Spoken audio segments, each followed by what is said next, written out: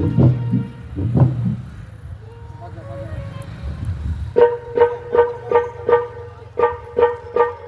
भाईमान को अनुरोध करूँ टिके ध्यान से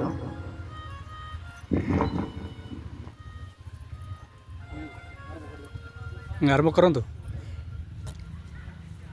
आसंतु आमे आरंभ करिबा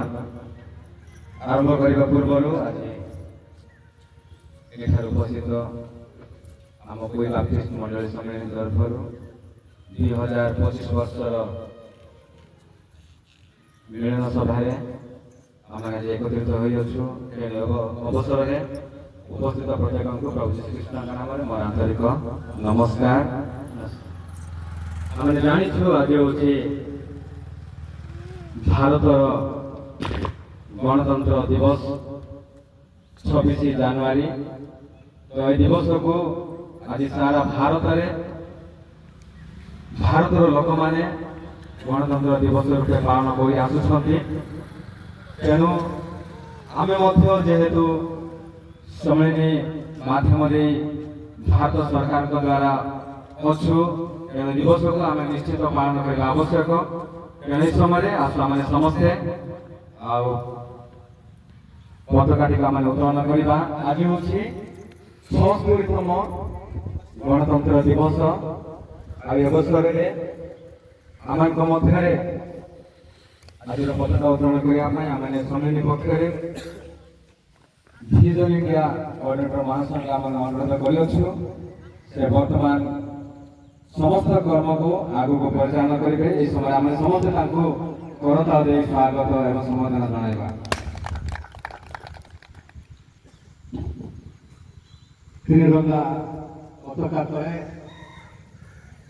उपस्थित आदरणीय पालकगण आदरणीय देशीदेवी एवं आदरणीय चालक प्रचारक एवं परमेश्वर दाता एवं उपस्थित युवा एवं माँ माने झील मान को ये पताका उत्तोलन करने पूर्व समस्त मोर नमस्कार जुहार। आम 76तम गणतंत्र उद्देश्य जो पताका इस स्थान में पोता जाए बर्तमान उत्तोलन करवा। उत्तोलन करने समय आम समस्ते करताल देवा। करताल पर गीत अच्छी से गीत आम चालक पालक गण गाइबार साहाय्य कर।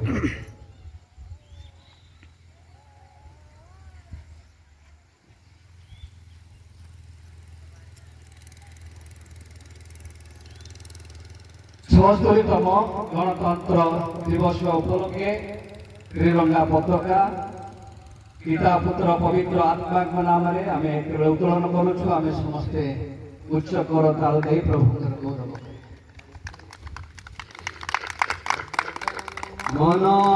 नायक जय हे भारत भाग्य विधाता पंजाब सिंधु गुजरात मराठ द्राविड़ उत्कल बंगा विंध्य हिमाचल जमुना गंगा उच्चल जलधि तरंगा तब शुभ नामे जागे तब शुभ आशीष मागे गाए तब जय गाता जनगण मंगलदायक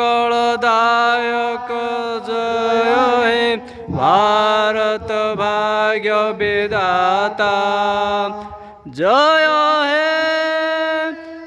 जय हे जय हे जय जय जय जय हे।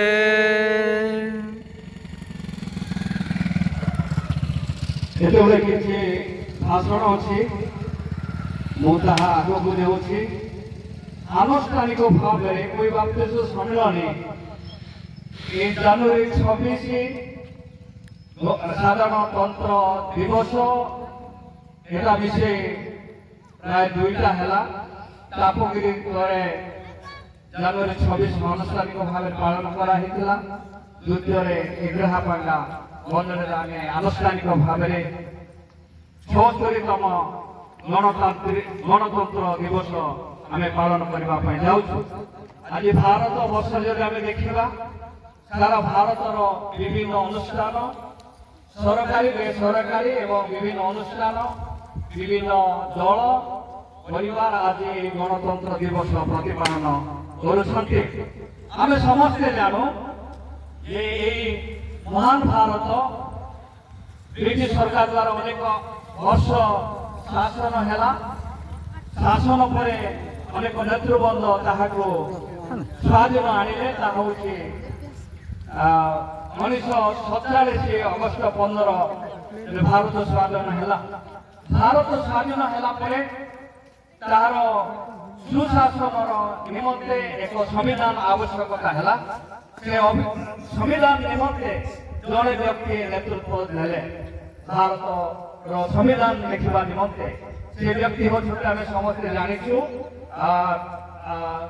ଭୀମରାଓ ଆମ୍ବେଦକର, ଡକ୍ଟର ଭୀମରାଓ ଆମ୍ବେଦକର। ସେ 2 ବର୍ଷ 6 ମାସ 8 ଦିନ ସମ୍ବିଧାନ ଲେଖିବା ପାଇଁ ଆଉ 2 ବର୍ଷ 11 ମାସ 8 ଦିନ ପର୍ଯ୍ୟନ୍ତ ପରିଶ୍ରମ କରି ସମ୍ବିଧାନକୁ ସେ ଲେଖିଲେ। ଆଉ ସେ ସମ୍ବିଧାନର ମୁଖ୍ୟତଃ ଆଉ ବିଶେଷ ଥିଲା ଯେ ଭାରତୀୟର ସମସ୍ତ ଜନସାଧାରଣ